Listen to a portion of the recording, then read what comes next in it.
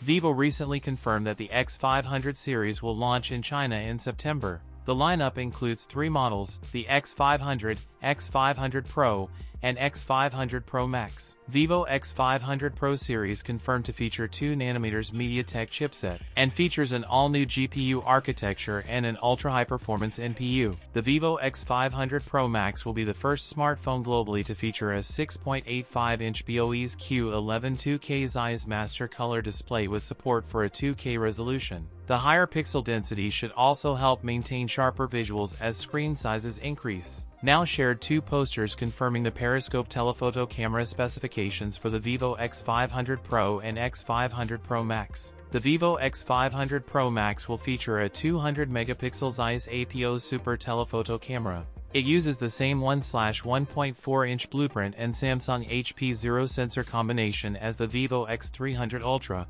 along with hardware-based 4X ISZ technology. The camera supports SEPA 7.0 stabilization, improved telephoto autofocus and tracking, 4K 120 frames per second slow-motion recording, and 4K 60 frames per second HDR video output. That's it for today's video. If you enjoyed it, don't forget to like, comment, and subscribe for more content. Thanks for watching, and I'll see you in the next one.